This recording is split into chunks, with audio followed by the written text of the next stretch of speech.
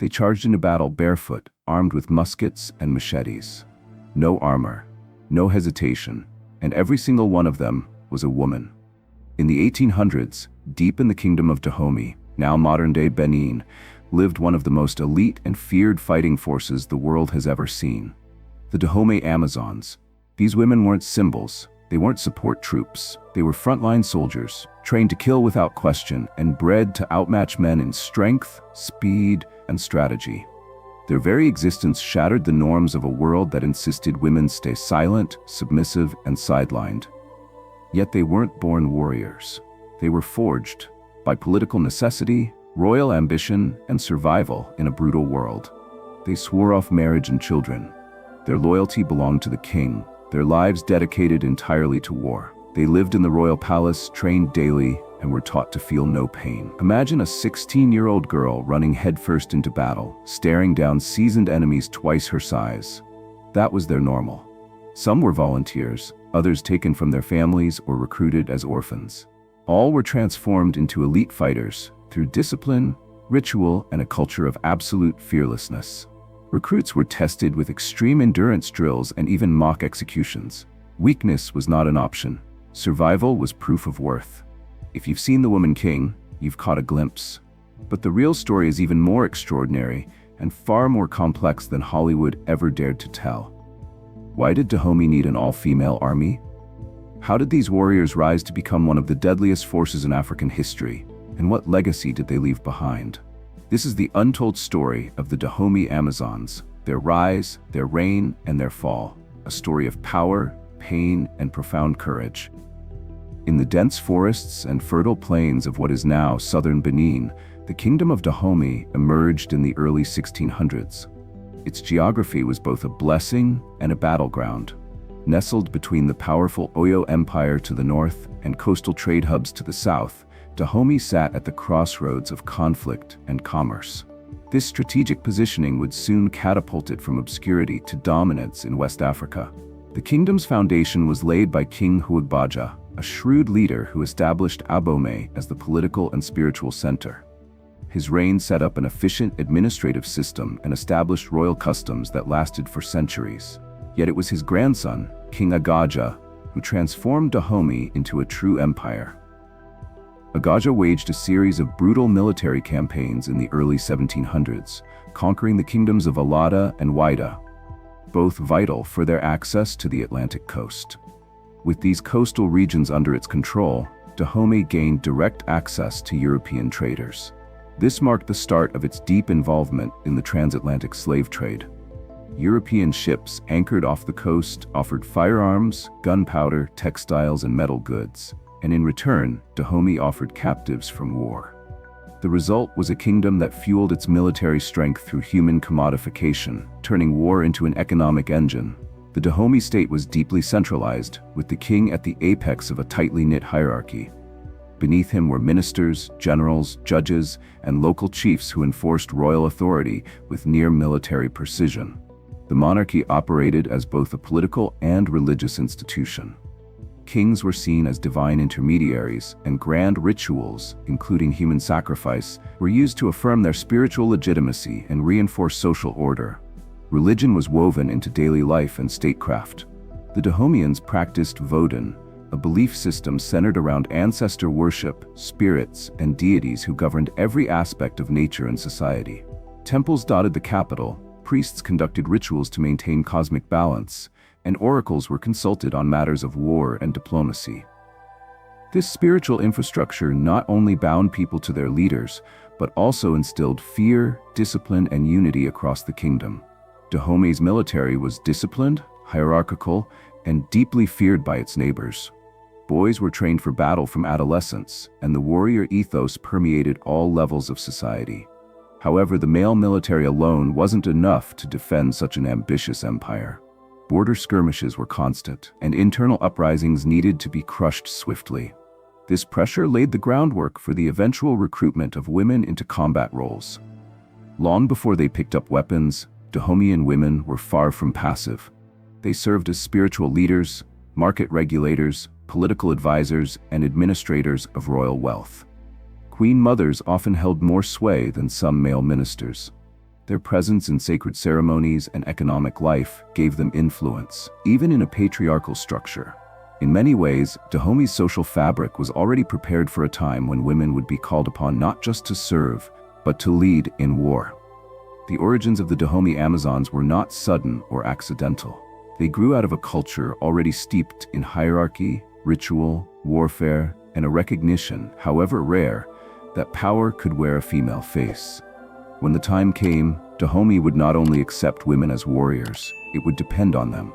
Their presence would eventually reshape not just the army, but the identity of the kingdom itself. As Dahomey expanded and its reputation grew, tales of its female warriors would spread across the continent and beyond. But before the world would come to fear the Amazons, the kingdom had to master the art of survival by fusing politics, religion, and ruthless power into a singular, unmatched force in African history. The Dahomey Amazons didn't begin as an army. They started quietly, as palace guards, elephant hunters, and ceremonial attendants. These early roles were unusual for women, but not revolutionary. They were mostly chosen for their strength and size, and their job was to protect the king within the palace walls. But even then, they carried weapons. Over time, whispers about their skill in combat began to circulate. Some claimed they hunted elephants better than any man in the kingdom. Others said they could run for miles barefoot, carrying heavy loads without breaking a sweat. Their mystique grew, and with it, their responsibilities. Eventually, these women began to appear at royal ceremonies dressed in uniform, armed and organized, the earliest sign of what they would become. The real turning point came under the reign of King Gezo, who ruled from 1818 to 1858. Gezo was a reformer and a warrior king. He sought to expand Dahomey's territory and defend it against increasing pressure from European colonizers and rival African states. To do that, he needed more troops, loyal, elite, and unbreakable. Facing a shortage of male soldiers and surrounded by enemies, Gezo made a radical decision. He would formally train women as part of the army. These women, already skilled from their roles in palace defense and royal hunting, were ideal candidates. They didn't have husbands or children. Their loyalty was absolute. Their training would be brutal and their transformation total. Thus, the Dahomey Amazons as we know them were born. They were renamed the Non-Mitan, meaning our mothers in the Fon language. The name reflected the deep respect and fear they commanded. Gezo expanded their ranks, creating a structured corps with ranks, uniforms, weapons, and a strict code of conduct. They no longer just guarded the palace. They became an active strike force in Dahomey's expanding military campaigns. These weren't mere placeholders for men. They became renowned for their discipline, endurance, and fearlessness. Some historians suggest they were even more feared than their male counterparts, not just for their efficiency, but for their ferocity. They fought to kill. They took heads. They were trained not to retreat, no matter the odds. Their numbers eventually swelled to several thousand, divided into specialized units: riflewomen, archers, rearguards, and even elite shock troops. Each division had commanders, standard bearers, and strict rules. They marched in drills with perfect precision. They underwent nightly rituals to heighten aggression and suppress fear. Many drank special herbal concoctions to sharpen focus or dull pain. What drove them? For some, it was a path to power and prestige. For others, it was survival. Many of these women were orphans, widows, or captives who had no place in traditional society. In the army, they found purpose, protection, and status. But it came at a cost. They gave up families, romance, and personal freedom in service of a king and a kingdom that demanded everything from them. Their emergence was a direct response to Dahomey's needs: political, military, and cultural. The rise of the Amazons was not just an act of empowerment, but of statecraft. In choosing to elevate women into warriors, Dahomey created one of the most unique military innovations in world history. By the mid-1800s, their legend had spread far beyond West Africa. European explorers and soldiers wrote of warrior women with iron discipline and nerves of steel. Missionaries were stunned, colonizers were terrified. But within Dahomey, they were symbols, not just of strength, but of national identity. They were no longer a side story, they were the front line. The training also instilled a psychological edge. Recruits were subjected to brutal initiation rites, including exercises in pain tolerance and mock ambushes designed to test emotional control. It was said that a true Amazon showed no fear, not in the face of injury, not even in the face of death. During drills, they sometimes practiced decapitating prisoners to build mental toughness. To outsiders, it was horrifying. To Dahomey, it was preparation. As their reputation grew, the Amazons began to redefine what it meant to be a warrior in West Africa. They weren't just women who fought. They were a new class of soldier, carved from discipline, molded by ritual, and empowered by a kingdom that saw their potential not as a novelty, but as a necessity. And as Dahomey marched toward more ambitious campaigns, the Amazons would prove they weren't just capable. They were essential. To become a Dahomey Amazon was to abandon the ordinary life of a woman. No marriage, no children, no attachments. Recruits were expected to dedicate their entire existence to the king and the kingdom. This wasn't just a military enlistment, it was a transformation of identity. From the moment a girl entered training, she ceased to be a civilian and began her rebirth as a warrior. The training was intense and unrelenting. Physical endurance was pushed to extremes. Girls were made to scale walls with bare hands, run long distances through the jungle, and march for hours without food or rest. Any sign of weakness, physical or emotional, was punished. Crying was forbidden. Compassion was considered dangerous. They were taught not just to withstand pain, but to embrace it. One of the most feared drills was the night ambush, where trainees were woken from sleep and thrown into surprise combat exercises in pitch-black darkness. Armed with wooden blades, they had to disarm their attackers and defend their position under pressure. Instructors would scream, beat drums, and simulate war cries to create a real battlefield atmosphere. These sessions were designed to harden minds as much as bodies. Weapons training was comprehensive. From muskets and cutlasses to daggers and spears, each Amazon was expected to master them all.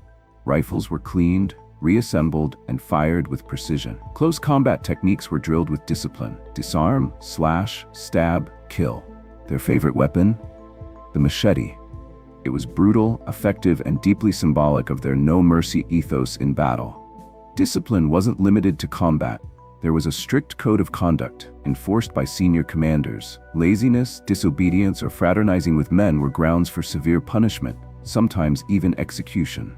The Amazons lived in separate quarters within the palace complex, patrolled by eunuchs and surrounded by walls. This isolation wasn't just for protection. It was meant to sever them from ordinary society and build unity within the core. Spirituality was also deeply woven into their military life. Before campaigns, the Amazons participated in rituals to invoke protection from spirits and ancestors. Animal sacrifices were common. Some warriors carried charms sewn into their uniforms, believed to make them invincible in battle. Their mental toughness came not just from drills, but from an unshakable belief in divine favor. Loyalty was absolute. The Amazons referred to King Gezo as their father and considered themselves married to the state. Betrayal of Dahomey was unthinkable. During battle, they followed orders without question, even when it meant certain death. Retreat was never an option. In fact, dying in combat was considered the highest honor, a mark of eternal valor. Despite the rigidity, there were moments of internal celebration. The Amazons had their own ceremonies, songs, and even war dances. After successful missions, they were honored in palace rituals and rewarded with land, wealth, and titles. Some rose to high ranks, commanding entire divisions of troops. Their lives were harsh, but they earned status that few women in pre-colonial Africa, or anywhere, could dream of. Still, their existence came with emotional costs. Many former Amazons later spoke of loneliness, repressed trauma, and the scars of lifelong combat. Yet few expressed regret. They had lived not as servants, but as soldiers, feared by enemies, honored by kings, and remembered as legends. These women didn't just train to fight. They trained to endure, to become human weapons in service of a kingdom that valued victory above all else. And in that crucible, they became something history would never forget. By the time the Dahomey Amazons were fully established, their reputation as fierce and unyielding warriors had spread far beyond their borders. These were not ceremonial troops. They were battlefield veterans who fought with precision and terror. And when they were unleashed, the enemy often didn't stand a chance. One of their earliest major campaigns was the conquest of the coastal city of Whydah.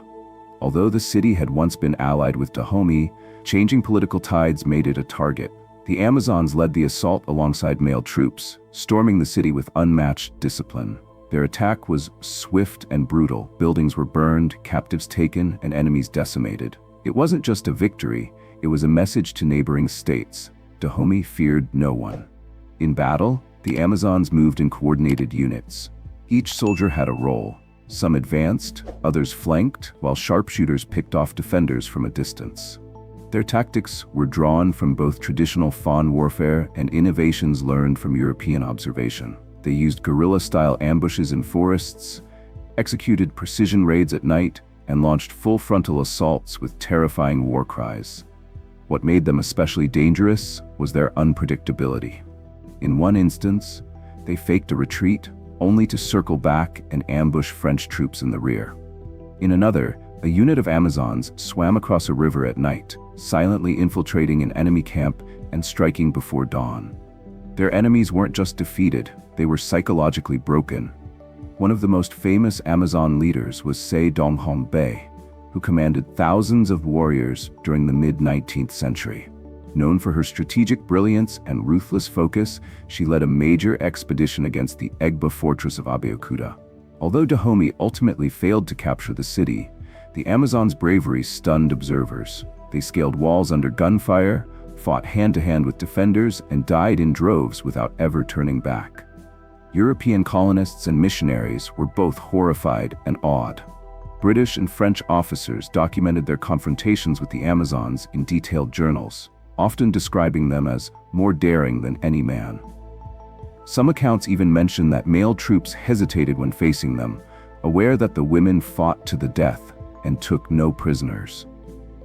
Psychological warfare was a key element of their tactics. The Amazons often painted their faces with ash, wore intimidating headdresses, and carried the severed heads of enemies as trophies. Their war songs, chanted in unison, echoed across battlefields before the first blow was even struck. By the time they attacked, fear had already weakened their opponents. Despite their successes, not every battle ended in triumph. In later years, especially during confrontations with the better-equipped French army, the Amazons began to suffer defeats. They fought valiantly during the First Franco-Dahomeyan War in 1890 and again during the Second in 1892. But by then, muskets had been replaced by machine guns and artillery. Bravery alone could not overcome the new reality of industrial warfare. Still, even in defeat, they never surrendered easily. During the final siege of Dahomey, some Amazons made their last stand in hand-to-hand combat, refusing to flee. Others escaped into the forests, continuing guerrilla resistance for years. Their commitment to the kingdom, even in its twilight, became the stuff of legend. The Amazons were not just warriors, they were tacticians, strategists, and symbols of national pride. They redefined what an army could be and who could lead it. And though their era came to a violent end, the impact of their battlefield legacy remains indelible in the memory of West Africa and the world. By the late 1800s, the world around Dahomey was changing rapidly. European powers had intensified their scramble for Africa, carving up the continent with brutal efficiency. France, in particular, had its eyes on West Africa, determined to bring Dahomey under colonial control. For the Amazons, the looming threat wasn't just another enemy. It was the beginning of the end. In 1890, France launched the First Franco-Dahomeyan War.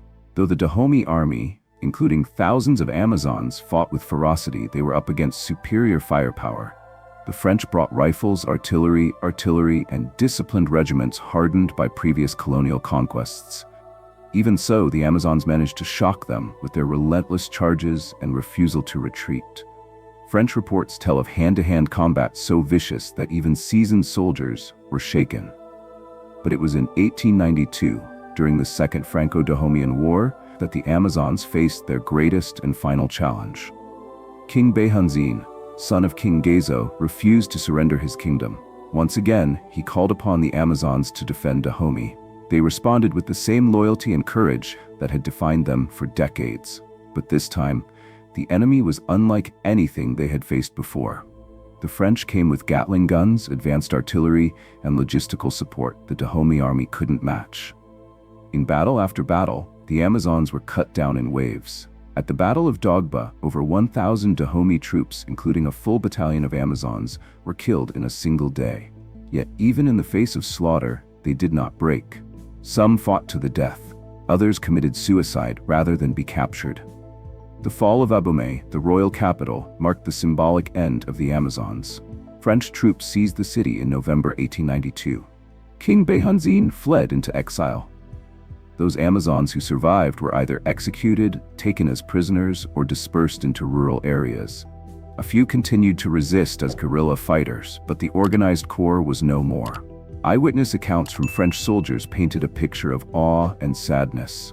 Many admitted to being impressed, even moved, by the courage of the women they had defeated. One French officer wrote, "They fought like demons. No fear, no surrender, just an unshakable devotion to their king and country." The colonial government disbanded what remained of the female corps, and for years, their legacy was erased from official history. Their names were unrecorded, their stories forgotten. Only oral traditions and scattered European journals kept their memory alive. But within local communities, the memory of the Namitan persisted, passed down through generations as a source of pride and sorrow. In the years that followed, some of the surviving Amazons lived quietly in villages, often isolated, bearing physical and emotional scars. Interviews conducted in the early 20th century described former warriors who could no longer walk without pain, who still dreamed of battle, who mourned a lost nation. Yet none of them expressed shame. They had given everything for Dahomey. The fall of the Amazons wasn't just a military defeat. It marked the collapse of a unique social structure, one where women had wielded real power, earned through blood and sacrifice. It was the end of a kingdom that had defied norms, colonizers, and history itself. And yet, even in defeat, they became immortal. Their courage would echo beyond borders, inspiring new generations to question what women could achieve when allowed, or forced, to take up arms in a world at war. Though the Dahomey Amazons were disbanded by colonial decree, their legend refused to die. For decades, they lived on in whispers and folklore, warrior women who defied convention, stared down empires, and fought with unmatched courage. But in recent years, their story has reemerged, sparking global fascination and renewed pride across West Africa. In Benin, the modern state that rose from the ashes of Dahomey, the Amazons are now honored as national heroines. Statues in Dahomey pay tribute to their sacrifice. Schoolbooks teach their story. Festivals reenact their battles with women donning replicas of their uniforms and chanting ancient war songs. Their memory, once silenced by colonization, has become a symbol of resilience and empowerment. Internationally, the Amazons have gained a new wave of recognition thanks to media and film. Hollywood's The Woman King introduced millions to the Agoji, a fictionalized version of the Dahomey Amazons. While dramatized, the film reignited interest in the real women behind the legend, and prompted audiences to ask why such stories had been hidden for so long. The influence of the Amazons even extends into pop culture.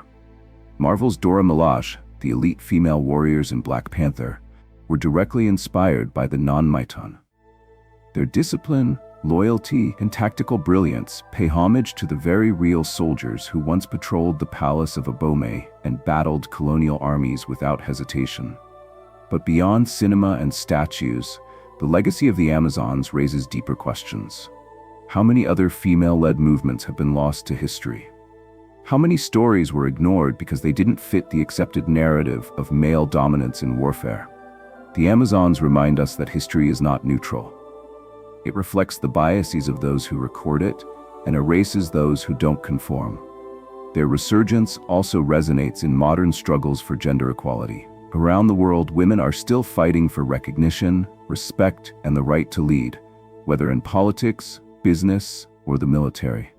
The Amazons prove that women have always been capable of extraordinary strength and leadership. They just haven't always been allowed to show it.